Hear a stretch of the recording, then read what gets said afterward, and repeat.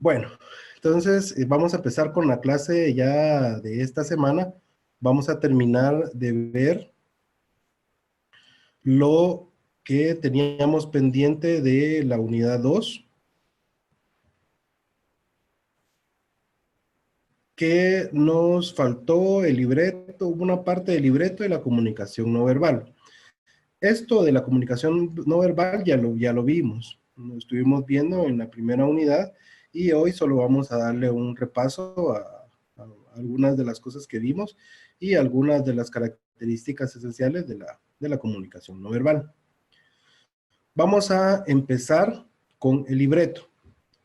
¿Para qué nos sirve a nosotros un libreto en microfinanzas? Lo vimos la semana pasada. Principalmente porque cuando nosotros damos una charla o tenemos que hablar con determinado grupo de personas, tenemos que tener lista la información que les vamos a trasladar. Los libretos y los guiones van mucho más en el sentido de una caracterización o eh, poder desempeñar un rol o un papel dentro de una obra de teatro, por ejemplo, o cuando se están dando noticias, o cuando se está dando alguna conferencia que incluya, que sea mucho más magistral. ¿Qué quiere decir eso? Que cuando nosotros estamos dando una clase, probablemente nos sirva tener un guión preparado de lo que se va a decir, si es que es una clase que tenga que llevar cierto grado académico, por ejemplo. Si nosotros vamos a una clase de ciencias, por ejemplo, tenemos que preparar la información con anticipación para poder dar a entender lo que queremos explicar. Mucho más cuando se trata de ciencias y que tenga que ver con medicina, por ejemplo. Si nosotros no seguimos adecuadamente ese guión, puede ser que estemos dando información errónea. O si no vamos preparados para dar una conferencia, hagamos o traslademos información no adecuada. Entonces, para esto nos sirve el guión. Cuando ustedes dan una charla, por ejemplo, en el campo, normalmente se sigue un protocolo. Y ese protocolo es, por ejemplo, en una reunión de un banco comunal, por ejemplo, de acuerdo a la metodología de cada quien, va a incluir temas específicos. Incluso se incluyen temas de capacitación financiera. Y muchas veces los ejemplos son los mismos para toda una comunidad, puede ser, porque va a depender también del contexto o del lugar en donde estemos haciendo nuestra reunión. Entonces, el guión es, como les explicaba, es un texto que se expone con detalles necesarios para realizar el contenido de una película, historieta, un programa de radio o televisión y también las obras de teatro. Ese es el concepto del guión. También lo podemos entender como un trabajo escrito que se utiliza como guía. A esto me refería cuando les indicaba que se puede utilizar como una guía para que ustedes puedan desempeñar o dar una charla. Normalmente las instituciones de crédito dividen su metodología en diferentes tipos de charla. Por ejemplo, la charla precrédito, como se le conoce, que es cuando ustedes van a dar a conocer su producto. Cuando ustedes determinan qué producto les van a ofrecer a los clientes a los que están llegando, lo primero que tienen que hacer es conocer todo lo que les van a ofrecer con la secuencia lógica de lo que se les pide a los clientes. Por ejemplo, ustedes inician con la charla precrédito, primero dando a conocer qué tipo de productos ofrecen. Y eso está dentro de sus políticas y sus manuales. Ustedes tienen que seguir ese libreto, tienen que seguir lo que está ahí anotado.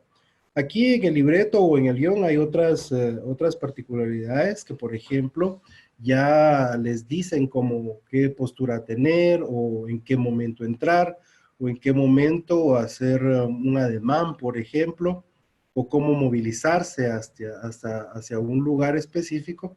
Eso también está escrito. Obviamente eso no se repite cuando ustedes están dando la conferencia o cuando ustedes están dando, están desenvolviendo la comunicación o entregando la información que ustedes llevan con los clientes. Sin embargo, les ayuda para poder tener una mejor postura. Por ejemplo, ¿cómo podría ser aplicado a una charla precrédito? Por ejemplo, si yo tuviera que hacer un manual o un guión para una charla precrédito, lo que tendría que hacer es decirle, bueno, como primer acto, por ejemplo, el asesor se coloca al frente del grupo con la vista hacia el frente, hacia los integrantes del grupo, por ejemplo. Y seguido de esto va a ser toda la información que yo necesite que el asesor dé en una secuencia lógica. Por supuesto que aquí viene también el tema de la improvisación, porque de repente surgen preguntas dentro del grupo que probablemente no estén escritas o no tengan una respuesta dentro de la metodología. Entonces, si es una pregunta sencilla, se responde utilizando pues las técnicas que hemos visto, incluso improvisar. Y eso nos va a ayudar para que podamos trasladar o hacernos entender y la consecución de dar la misma información va a hacer que tengamos una mejor capacidad de podernos expresar a la siguiente. Si, por ejemplo, en una nos faltó dar información porque no teníamos el guión escrito o no lo teníamos claro, probablemente en la segunda ya sea mucho más fácil comprenderlo o trasladar esa información. Entonces, para esto nos sirve a nosotros el guión en microfinanzas, poder tener un documento que nos diga qué hacer en determinadas situaciones. Por supuesto que no solo para grupos, también puede servirles para cuando a ustedes les toque capacitar a un grupo de asesores, por ejemplo, o les toque capacitar a jefes de agencia, etcétera, porque ustedes van a seguir una secuencia lógica de la información que quieren trasladar, en donde tienen que incluir temas de metodología, temas de educación financiera, por ejemplo, tasas de interés, plazos, o sea, todo eso es repetitivo y va a ser de acuerdo a qué producto le puedan ofrecer ustedes al cliente. Recuérdense que puede ser en la forma de diálogo, cuando es con una persona, o puede ser una conferencia grupal de una persona hacia varias, o un debate podría ser también. Para eso les puede ayudar contar con una serie de respuestas. Cuando ustedes ven, no sé si ustedes ven los debates en televisión, muchos de estos políticos, por ejemplo, van ya preparados con respuestas específicas a temas específicos. Se nota cuando hay algún tipo de, de información o de pregunta que se les hace que no está dentro de sus respuestas cuando ellos titubean a la hora de responder. Por supuesto que tenemos oradores mucho más experimentados y que en algún momento pueden salir de una situación incómoda improvisando. Entonces, esto pues, va amarrado a lo que es un libreto y las respuestas predeterminadas que ya lleva cualquier persona que esté al frente de un grupo o que tenga que dar una conferencia al frente de un grupo, y eso les ayuda a no equivocarse y también y poder improvisar en cualquier momento. Para eso nos sirve en microfinanzas el libreto, o para esto lo podemos implementar. De hecho, todo lo que ustedes tengan en cuestiones de metodología y todo lo que reciben ustedes en capacitaciones y la forma en que se lo van a trasladar al cliente puede interpretarse como un guión o un libreto. Entonces, vamos a continuar con la comunicación no verbal. Esto, pues, como ya lo habíamos visto anteriormente, tiene que ver mucho más con las expresiones faciales y gestos y posturas. Hay un estudio de Albert Mehrabian que dice que el 35% de lo que se entiende de una conversación es el no verbal, y el 65% corresponde a la comunicación no verbal. Quiere decir que nosotros tenemos que asociar o ayudar a nuestra comunicación con nuestras posturas, nuestros gestos, incluso nuestras actitudes o la forma en que llegamos a presentar determinado tipo de comunicación. Por ejemplo, es mucho más sencillo poder llegar a una audiencia cuando utilizamos gestos adecuados a esta. Si, por ejemplo, vamos a presentar un producto, vamos a tratar de que toda nuestra comunicación no verbal vaya enfocada en fortalecer las bondades del producto que vamos a ofrecer. Por ejemplo, en la utilización, ustedes han visto en la televisión que hay programas o anuncios, por ejemplo, que muestran cómo se hace o cómo se utilizan determinados aparatos, sea de cocina, sea de pintura, y esto pues es una técnica para poder vender más, porque normalmente nosotros vamos a asimilar, comprar un producto si vemos cómo funciona. Y si nos demuestran cómo funciona, mucho mejor. Incluso cuando vamos a comprar algún producto en algún centro comercial, lo primero que hacemos es ver cómo funciona. Y todo esa gestualidad que hacemos o que hacen las personas para demostrar las bondades del producto, forma parte de la comunicación no verbal. Vamos a hablar de algunas características de la comunicación no verbal y va a depender de algunas características, aparte de las que ya vimos. Probablemente estas sean las más importantes, y es que se articula en base al contexto y las circunstancias. Esto quiere decir que de acuerdo al lugar en donde estemos, de esa forma van a ser los gestos que vamos a tener. Si, por ejemplo, es una reunión formal o es eh, por ejemplo, cuando ustedes van ¿cómo podría? A una misa, por ejemplo, ustedes se dan cuenta que los movimientos son mucho más controlados y mucho más respetuosos que en podría decir, en una presentación de un artista, por ejemplo. Entonces, en una hay mucho movimiento y en otra hay poco movimiento. Va a depender de las circunstancias y de acuerdo a lo que se requiera del tipo de comunicación que se vaya a tratar. Mucho movimiento de manos o poco movimiento de manos. Por ejemplo, movilizarse por determinado lugar o determinada parte del escenario, del salón, porque no tiene que ver solo con, con un discurso, sino que también podría ser dentro de una reunión, dentro del aula de clases. Aquí también va a depender de qué estemos exponiendo para poder articular un lenguaje de comunicación no verbal. También la convencionalidad, o sea, en algunos casos, por ejemplo, la convencionalidad tiene que ver con tratos, o sea, con lo que ustedes normalmente aceptan como lenguaje corporal.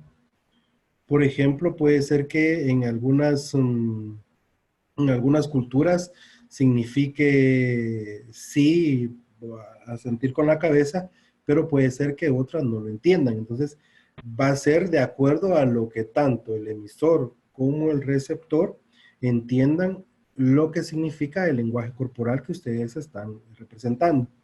Si no coinciden esos criterios, definitivamente no va a poder existir una comunicación o este lenguaje en particular no va a funcionar, sobre todo si no significan lo mismo.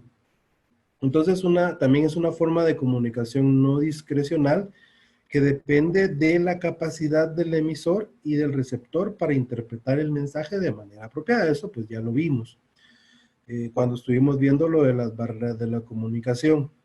Si no hay una información adecuada por parte del emisor o el receptor no tiene las capacidades necesarias para poder entender lo que le estamos expresando, definitivamente va va a tener problemas en la comunicación.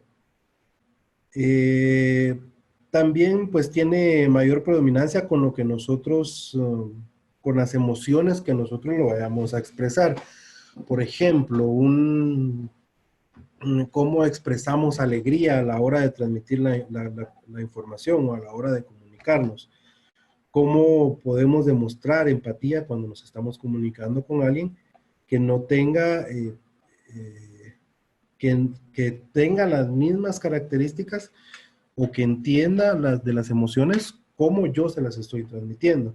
Esto lo vamos a ver también un poquito más a detalle cuando veamos lo de algunos consejos para poder hablar en público, que también de eso se trata la tercera unidad y es con lo que vamos a cerrar. Entonces, dentro de esto, pues tenemos los tipos de lenguaje no verbal, que los vamos a ver un poco más rápido para terminar con la unidad y empezar con la otra. Tiene que ver mucho la gestualidad, las expresiones faciales, la postura corporal y la apariencia física. Esto también ayuda para poder,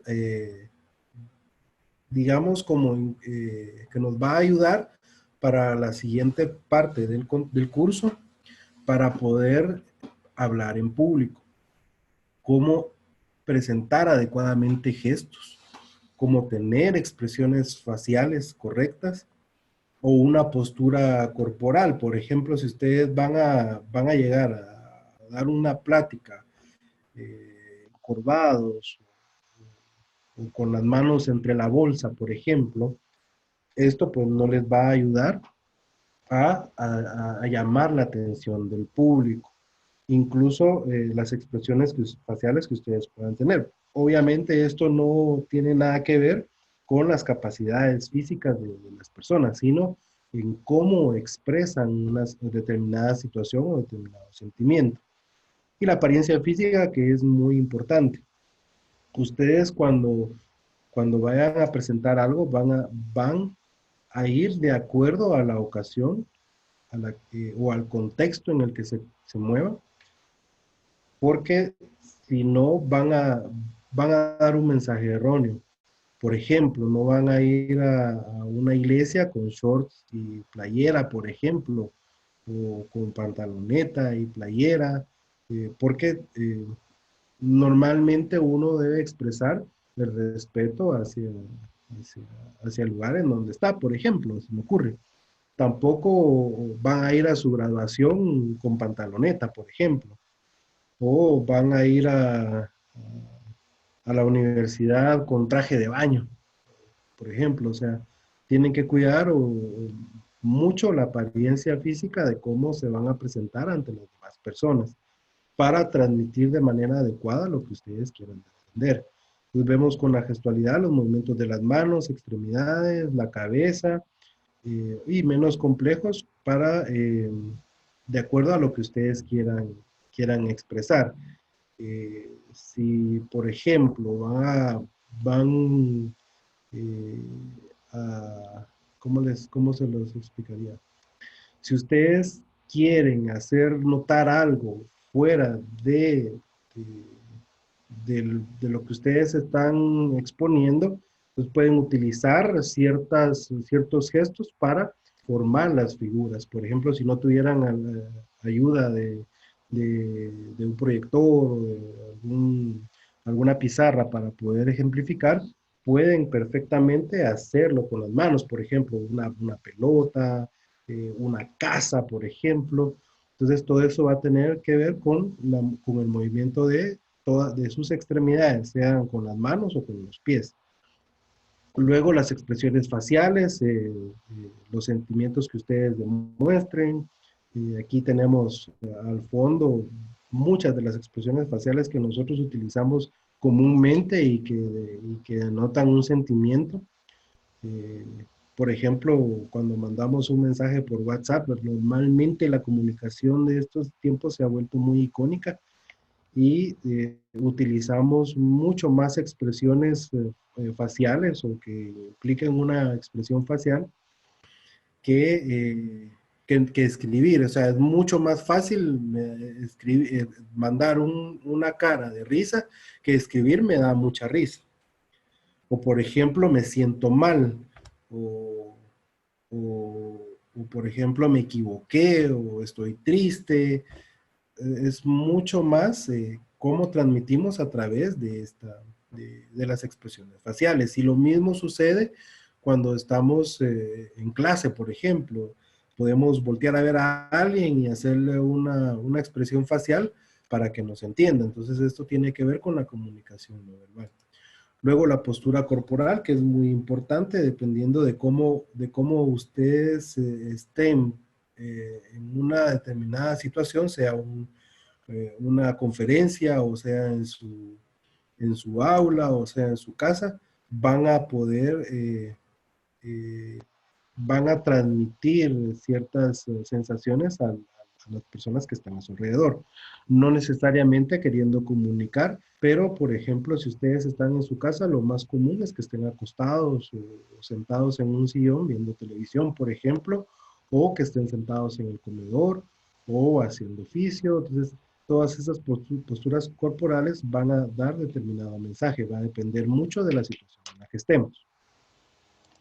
Luego viene la apariencia física, que ya lo habíamos visto anteriormente. En algunas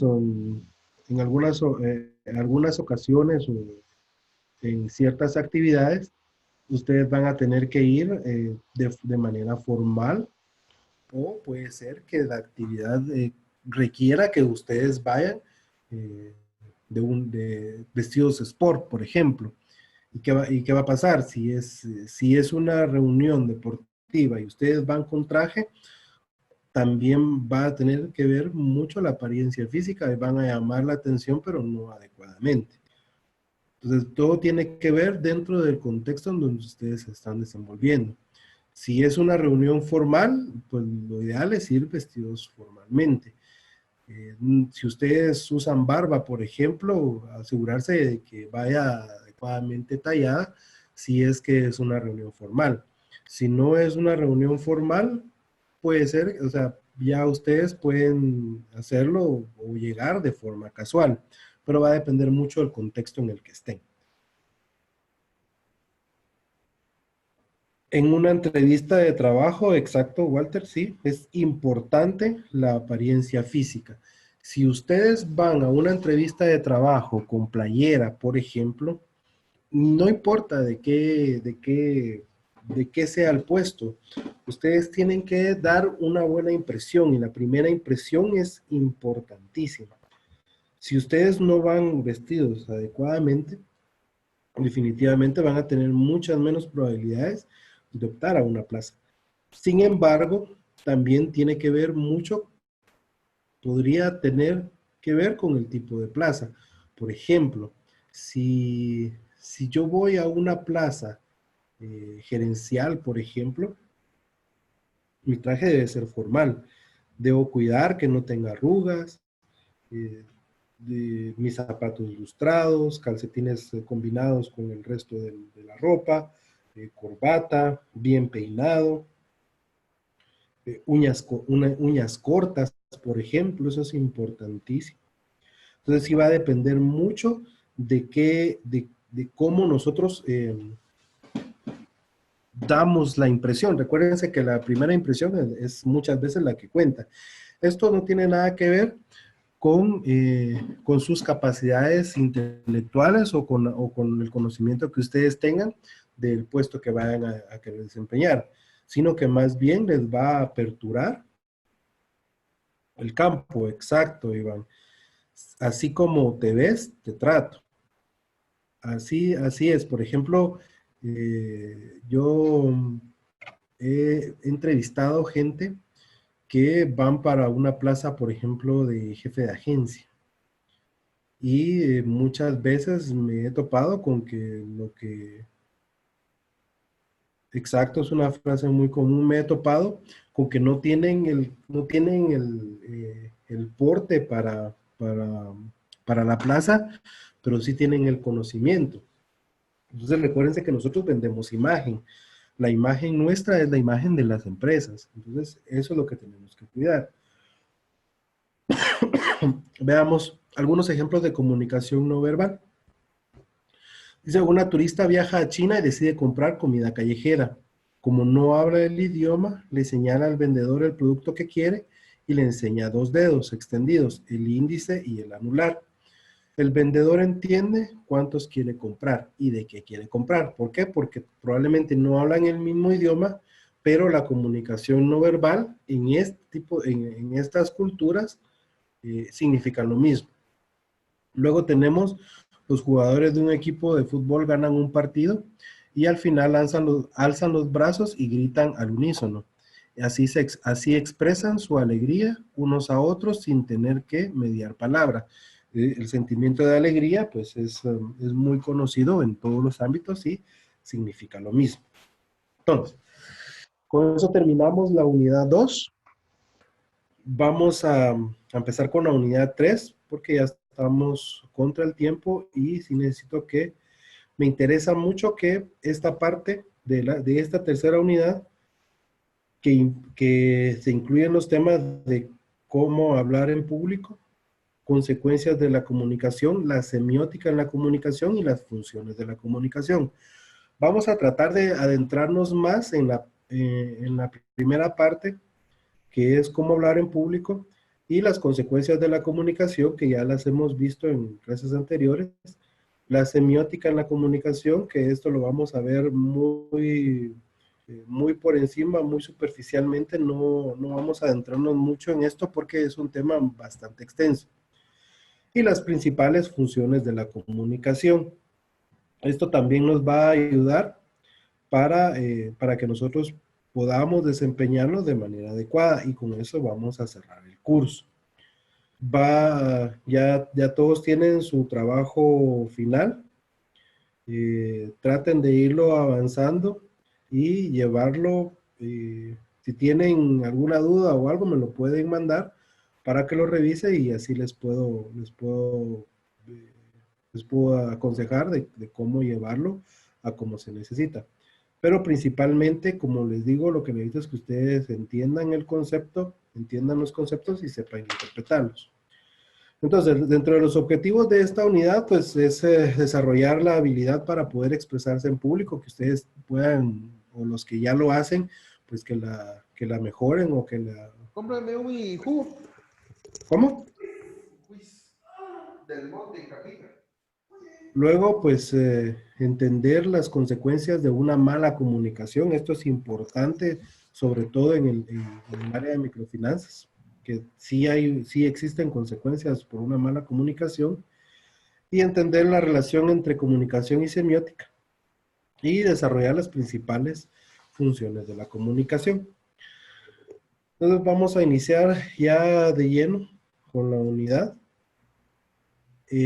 Ustedes saben que ahora en estos tiempos es muy importante que todos podamos expresarnos de forma adecuada en público. No solo con la tarea, permítame que tenemos un mensaje ahí. La tarea del test de inteligencia, lo que yo necesito es que ustedes realicen el test y que me den sus comentarios y de acuerdo al resultado del test, ustedes me digan cómo lo pueden aplicar en las microfinanzas. Por ejemplo, si mi inteligencia es lingüística, por decirles algo, yo la puedo aplicar para para expresar, para poder armar los contenidos que se van a trasladar hacia los clientes. Yo lo puedo utilizar para comunicarme de una mejor manera con los clientes, por ejemplo. Si mi inteligencia es lógico-matemática o ambas, por ejemplo, de lingüística y matemática, perfectamente puedo, o mi análisis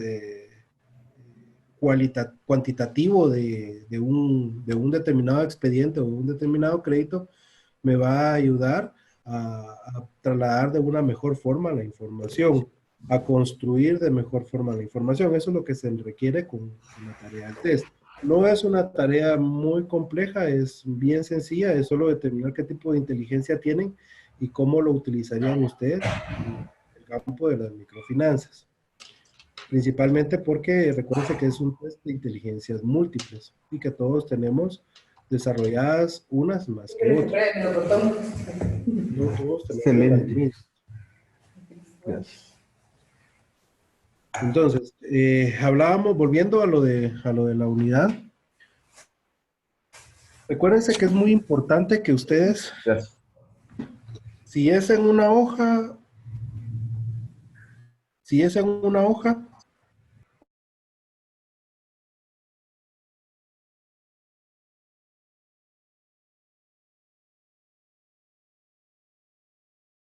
no, lo que me importa es que ustedes puedan entender o conocer qué tipo de inteligencia maneja. ¿Sí? Continuemos entonces, que ya tenemos poco tiempo y todavía nos quedan 75 diapositivas. No, no sé, no es cierto, solo nos quedan 10 diapositivas, pero sí es importante que terminemos esto porque de aquí tenemos que desarrollar ciertos conceptos. Entonces, es muy importante que ustedes aprendan a hablar en público, sobre todo porque van a haber ocasiones en las que les toque hacerlo. Vamos a ver cuáles son algunos consejos para que ustedes puedan hablar en público y que tengan una comunicación mucho más fluida. Por supuesto que eso no va a pasar de la noche a la mañana. Principalmente porque cuando ustedes tengan que hablar en público, es importante que ustedes tengan el conocimiento para hacerlo. Si ustedes no tienen el conocimiento del tema que van a tratar, definitivamente no van a lograr llamar la atención del público. El miedo es inevitable. Muchas veces nos pasa que, que sí tenemos miedo a hablar en determinado público, principalmente cuando no conocemos del tema. Si ustedes tienen que exponer un tema para 10 personas, por ejemplo, no es lo mismo que exponer un tema para 100 personas, o que esta información va a llegar a muchas personas, porque de acuerdo al tamaño del público, así van a ser las exigencias del público. Entonces tenemos que aprender ciertas técnicas para poder llevar con éxito el poder hablar en público. Vamos a ver algunas características, vamos a ver algunas formas para poder, para poder desarrollar ciertas habilidades y esto nos va a ayudar a que cuando tengamos que hacerlo, el miedo sea secundario. El miedo siempre va a existir. ¿Por qué? Porque somos humanos y al final de cuentas no vamos a ser perfectos en lo que hacemos, pero sí vamos a tratar de que lo que nosotros representemos o lo que nosotros, de lo que vayamos a hablar, pues tenga coherencia. Eh, Luego, pues tenemos aquí lo que es hablar en público según la Real Academia. El arte de hablar en público, de hablar con elocuencia, el arte de hablar con elocuencia, de deleitar, persuadir y conmover por medio de la palabra. Eso es lo que significa el concepto de hablar en público de la Real Academia. Entonces, persuadir y conmover, es llevar a persuadir a una persona de acuerdo a lo que hacemos. Ustedes ven al fondo a ver quién lo conoce. Díganme quién es. Es una persona que tiene una elocuencia para hablar y que supo conquistar a la gente, no solo con los aparatos que promocionaba, sino con su forma de hablar. Entonces, sí, esta persona logra persuadir a la gente, logra despertar ese sentimiento, pero ¿por qué lo hace? No es que sea superdotado o que sea un genio, que algunos lo catalogan como un genio. Sin embargo, tiene muchas capacidades que todos podemos desarrollar. Sobre todo Steve iPhone, exacto, Steve Jobs, un genio, ¿no? O sea, realmente es una persona que inspira y no solo él, tenemos muchos oradores, incluso acá en Guatemala, muchos oradores muy buenos. Y tenemos el caso incluso de quienes han llegado al poder solo por cómo hablan, independientemente de que no tenga relación o coherencia lo que hablan con lo que hacen. Pueden llegar a puestos importantes solo por hablar bien y por tener esa capacidad de persuadir a la gente. Entonces, sí es importante, van a llegar muy lejos y si ustedes logran desarrollar esa capacidad, no solo de hablar, sino que de llevar y persuadir a la gente, de convencerla. Si ustedes en una charla logran hacer llorar a alguien, ténganlo por seguro de que están transmitiendo adecuadamente la información.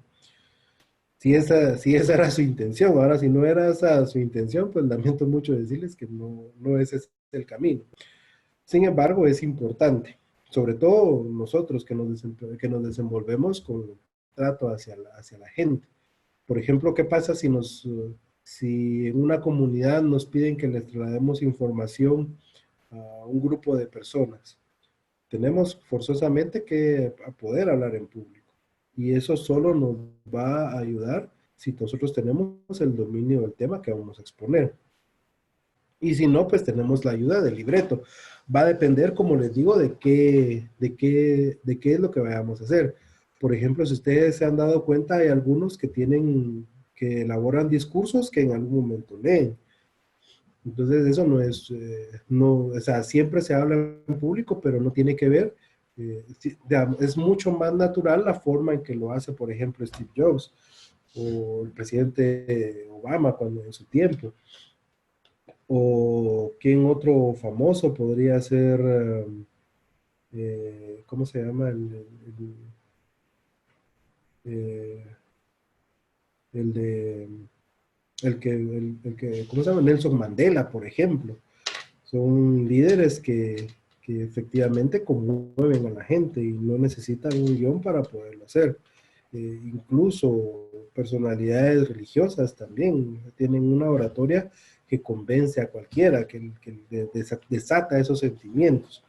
Entonces, cualquiera puede tener esa capacidad si se...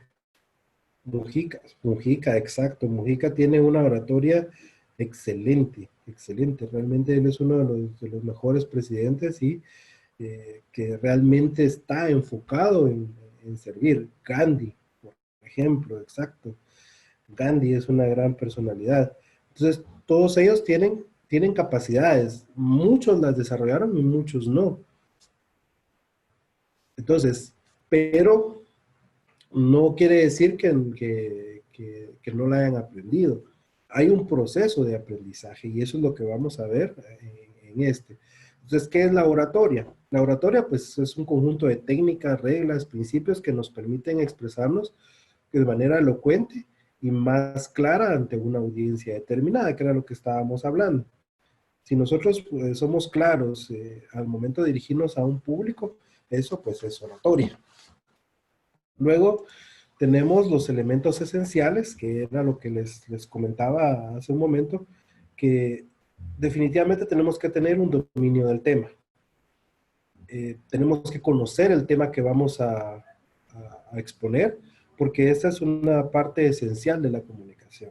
O sea, conocer el tema. Si yo, por ejemplo, les tuviera que dar ahorita una charla de física cuántica, creo que todos estaríamos en la luna. Yo porque definitivamente no entiendo nada de física cuántica y ustedes porque realmente no es su campo.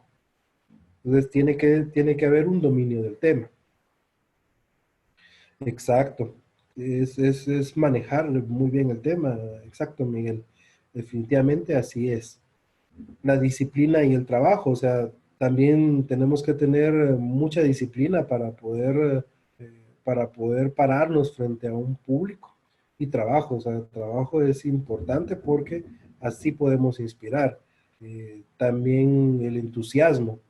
Eh, de acuerdo a como nosotros transmitamos ese entusiasmo, de esa forma el público va a responder. Exacto, Iván. Es tener un buen trabajo y sobre todo eh, que estemos en el lugar adecuado. Y eso nos va a ayudar, esa disciplina, a poderla desarrollar. El entusiasmo, cómo nos vamos a expresar, cómo vamos a hacer fuerte o transmitir ese tipo de comunicación. Ya lo veíamos, como por ejemplo Gandhi, el Papa, ellos transmiten transmiten mensajes que lo emocionan a uno, o sea, lo llenan. El factor emocional, pues, es activar los sentimientos. ¿Cómo ustedes logran activar los sentimientos del público? ¿Cómo logran atraer la atención del público al que están llegando? Si aquí es donde ya se define si hay o no éxito en lo que ustedes están exponiendo. Cuando logran atraer ese factor, cuando logran despertar ese sentimiento, o por ejemplo generar interés en el público interés en querer aprender más. Por ejemplo, si ustedes van a dar una charla de capacitación financiera, por ejemplo, eh, hacer que ellos lloren, exacto. En resumidas cuentas, así es, hacer que ellos expresen un sentimiento donde se emocionan las personas. Y muchas veces no tiene que ver con un tema en específico, un tema académico, por ejemplo. Tiene que ver mucho con historias de vida. Si, por ejemplo, ustedes van a contar o son invitados a dar una charla sobre algún tema de su vida personal que haya trascendido mucho más allá de ustedes, eso va a provocar sentimientos.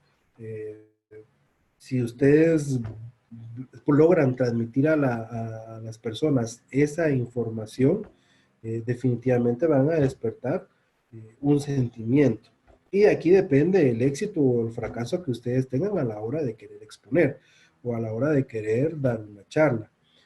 Y como les digo, por ejemplo, Gandhi, Mandela, por ejemplo, la historia de vida de Mandela también es la lucha y el sufrimiento y el poder transmitir ese mensaje y despertar un sentimiento, eso es muy importante. Discursos conmovedores, por ejemplo, discursos que uno, motivacionales, por ejemplo, que nos lleva a querer ser mejor y que ustedes dicen, no, hoy sí, a partir de mañana voy a ser mejor persona porque escuché una charla motivacional. Entonces, esa es la forma o esos son los elementos esenciales de un buen discurso o de hablar perfectamente en público. No con un tema ya formado, sino que a través de las mismas experiencias. Muchos oradores utilizan sus experiencias personales para poder transmitir mensajes y eso reúne todas estas características, todos estos elementos. Entonces, continuando, obviamente hay teorías y prácticas, que todo esto nos lleva a ser buenos oradores y nos puede ayudar a poder hablar de una mejor forma en el público. Y obviamente la práctica y el entrenamiento es importantísimo. Poder articular, si quieren, de forma solitaria, por ejemplo, para poder empezar a- a hablar o a perder el miedo a hablar. Porque yo, por ejemplo, antes de que me tocara dar las charlas o antes de que me tocara dar las capacitaciones, muchas veces lo que hacía era grabarme frente al espejo, exactamente, Miguel, exacto. Frente al espejo o grabarse. Una técnica es grabarse para ver cómo es que lo hacen. También me ayudaba mucho el poder ver la grabación de las capacitaciones iniciales que yo daba para poder ver qué temas mejorar o en qué área poder ampliar la información o cuál ha sido demasiado extensa. Entonces, esas son técnicas, pero obviamente la práctica y el entrenamiento, y en el entrenamiento quiero que pongamos mucha atención, porque existe un proceso de aprendizaje. Todos tenemos, todos podemos llegar a ser muy diestros en lo que hacemos si conocemos el proceso del aprendizaje. Y esto es muy importante. Creo que esto le vamos a dar un poquito más de tiempo. Porque nosotros sabemos muchas cosas, aprendemos muchas cosas. Sin embargo, no sabemos cuál es el motivo por el cual descubrimos cómo se hacen. Y cómo nos volvemos a expertos en determinadas circunstancias. Y va a depender mucho de en qué etapa estemos del conocimiento. Entonces vamos a ver esto que es importante y esto siempre lo trato la manera de que la gente lo entienda, porque existen 4 etapas en el aprendizaje. Esto pues fue desarrollado por Maslow, que es un psicólogo estadounidense. Y básicamente existen 4 etapas. La primera es incompetencia inconsciente. La segunda es incompetencia consciente. La tercera, competencia consciente. Y la última es la competencia inconsciente. ¿A qué nos referimos con esto? No quiere decir que yo sea incompetente en el sentido de que yo sea un inútil, no. Incompetencia tiene más que ver con una carencia de competencias. Vamos a tratar de explicarlo con ejemplos, pero me interesa que lo desarrollemos. La primera etapa, que es la incompetencia inconsciente, que como lo vimos, no sé que no sé. Yo no tengo la experiencia en determinado tema y tampoco lo sé. Sin embargo, puede ser que esto me sirva para mi trabajo diario. La segunda etapa es la incompetencia consciente. Es cuando yo ya sé que no puedo. Entonces, aquí es la fase crítica. Aquí debemos determinar qué procede, ¿sí? Si aprendo o no. Luego viene una competencia consciente. Cuando nosotros desarrollamos, pasamos de la etapa 2 a la etapa 3, nos volvemos competentes conscientemente. ¿Qué quiere decir esto? Yo ya sé y estoy consciente de eso. Pero hay una cuarta etapa, que es la competencia inconsciente. ¿Qué quiere decir? Que yo ya puedo desarrollar la competencia que adquirí inconscientemente.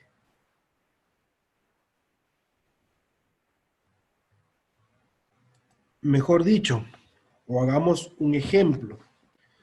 Cuando somos adolescentes, por ejemplo, muchas veces no nos preocupamos por aprender a manejar, por ejemplo. O sea, no sabemos que no sabemos manejar. O sea, realmente no nos importa. Llega un momento en que ya tomamos conciencia, pero no podemos. Aquí es donde se decide. Entonces, ¿qué pasa? Muchos deciden aprender a manejar. Y cuando ustedes empiezan a manejar, empiezan a ser conscientemente competentes. Quiere decir que pueden realizar la actividad, pero tienen que estar concentrados en hacer la actividad. No se distraen para nada, o sea, ni siquiera voltean a ver al espejo, no, o sea, no hacen nada que no esté encaminado a aprender a manejar. Ustedes están enfocados en aprender a manejar. Luego, cuando ya pasan a la última etapa, esto se vuelve ya inconscientemente. Ustedes manejan de forma inconsciente. No se vuelven competentes a la hora de manejar, ya pueden incluso desarrollar una conversación con alguien más y aunque no es recomendable, pueden manejar y escribir. Exacto, cuando ya se vuelve algo mecánico, Miguel, es exactamente ese es el concepto, cuando ustedes ya lo desarrollan, ya aunque no vean las cosas, lo pueden hacer. A mí me pasaba que cuando yo empezaba a aprender a manejar, pues tenía que ver la palanca, ver los pedales, ver el frente, porque no tenía esa competencia.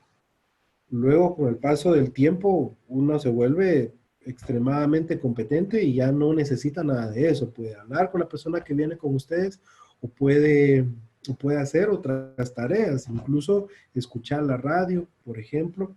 Cuando nosotros aprendimos a manejar con un grupo de amigos, decidimos irnos a Sololá, a Panajachel.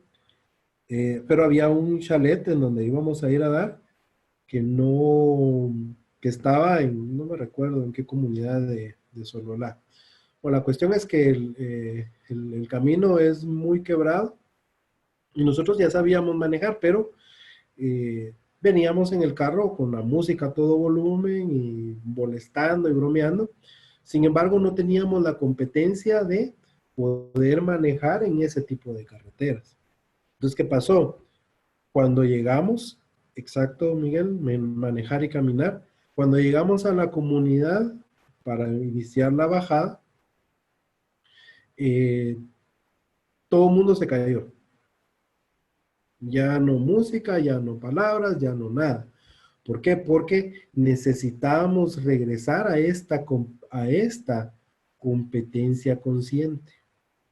Poner atención nuevamente para poder aprender o para poder desarrollar la capacidad de poder ir por estos caminos. Entonces, aquí es donde ya desarrollamos las 4 etapas del aprendizaje.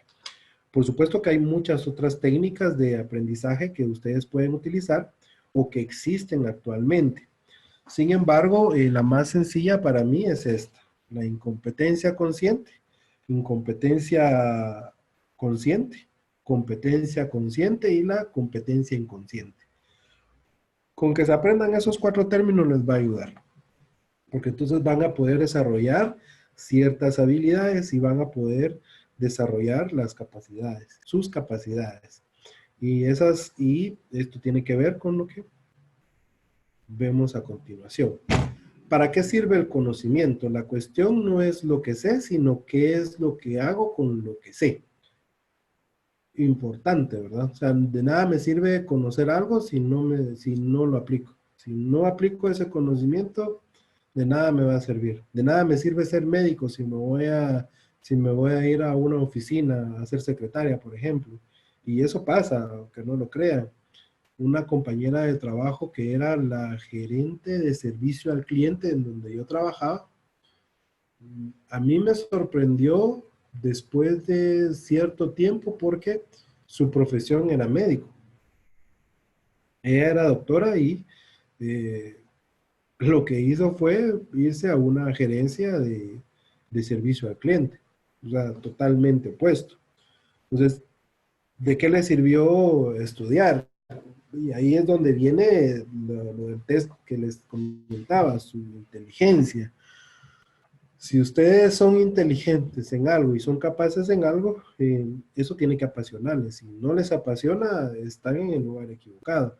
En el caso de ella, estudió medicina, pero no le gustó, o sea, no le gustaba. Estudió medicina únicamente por darle gusto a sus padres, pero realmente tuvo que pasar mucho tiempo para que ella pudiera estar en donde realmente le gustaba. Y ustedes dirán, o sea, ¿a quién no le va a gustar ser médico si es una carrera muy buena? O sea, yo personalmente me hubiera gustado estudiar medicina, pero no tengo la competencia para poderlo hacer. Yo no puedo ver gente descuartizada, por ejemplo, eso me causa pesadillas. Entonces no tengo esa competencia.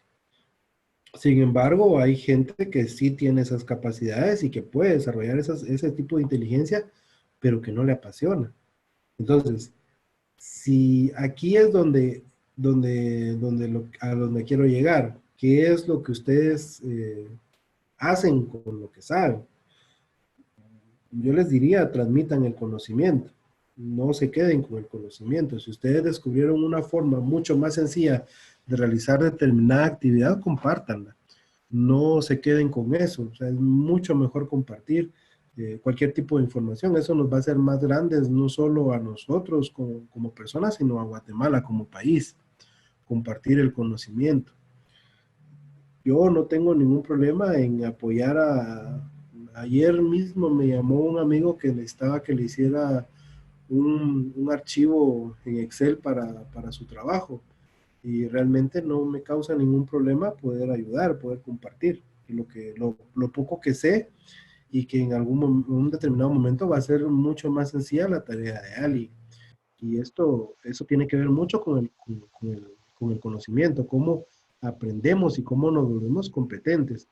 Probablemente yo no sepa muchas cosas de determinados temas, pero voy a utilizar mi pirámide del conocimiento, si lo quieren ver así, para volverme conscientemente competente, inconscientemente competente. Entonces, va a depender de cómo lo quiera desarrollar. Y en el tema que estamos tratando de hablar en público, nos va a ayudar mucho el poder conocer del tema.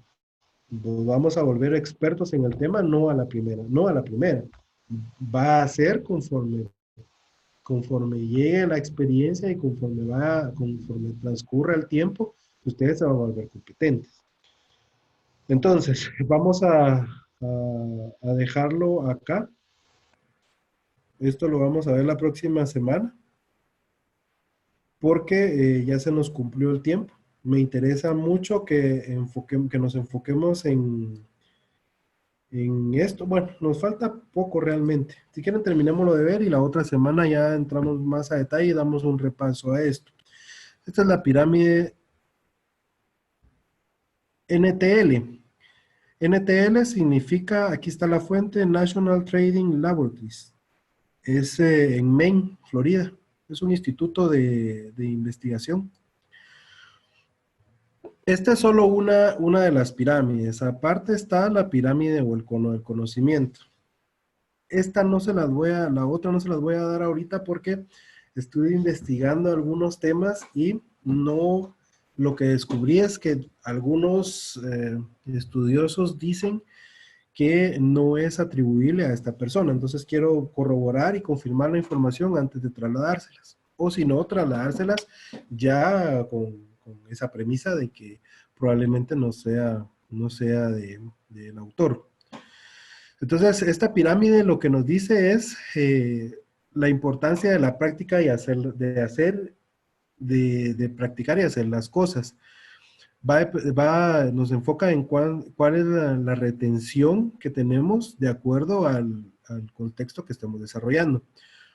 Son porcentajes de retención. Por ejemplo, una clase magistral o una conferencia, nosotros retenemos únicamente el 5%.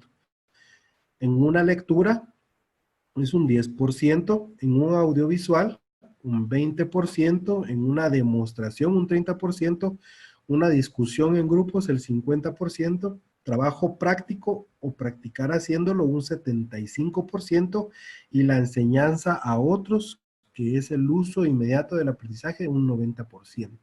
Así es como nosotros retenemos, ¿sí? Como retenemos la información. ¿Qué quiere decir? Que con las clases ustedes probablemente solo asimilen el 5%, mientras que cuando ustedes la clase que pudieron haber recibido les toca compartirla con alguien más, ustedes van a estar en un 90% de retención. Esto es lo que dice la pirámide. Y por supuesto que para cada una de esas tenemos técnicas, o hay técnicas, mejor dicho.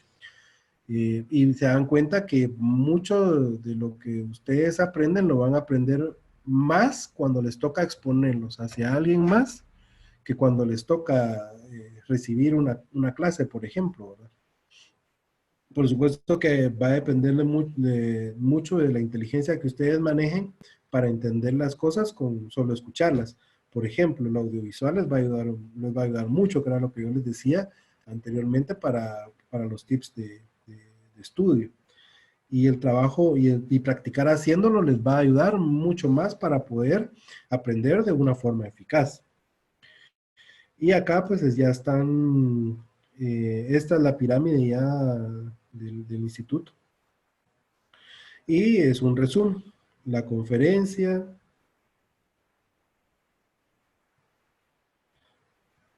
No necesariamente de cómo se llama la atención, va a depender de cómo, de si el tema me interesa o no.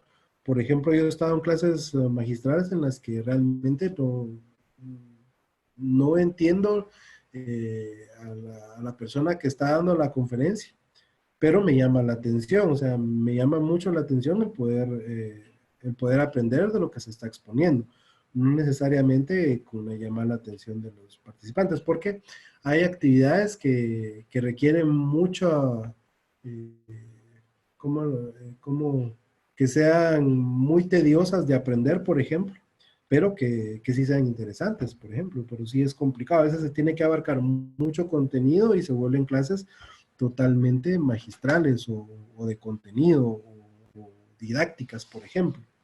Entonces, por eso es que es importante nosotros adecuarnos en donde sea más fácil para nosotros tener una mejor retención. Sobre todo si tiene que ver con lo que nosotros vamos a desarrollar.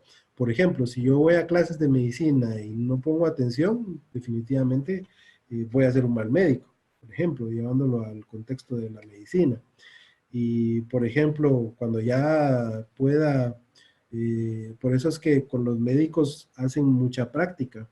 Ellos son 4 años de estudios y 2 años de práctica, según recuerdo.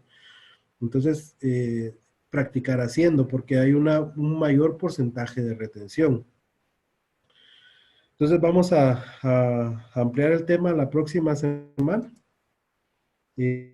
Mañana es día de votación. Voten con la mente, no con el corazón. Y háganlo conscientemente.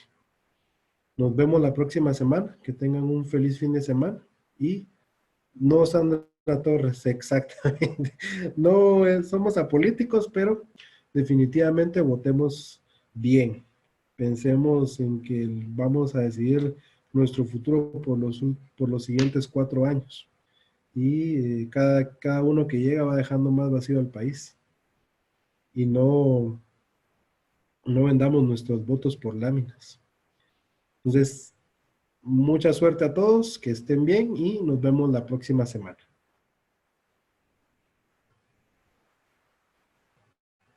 Vendo cupones a como la docena. Bueno, que descansen, feliz fin de semana.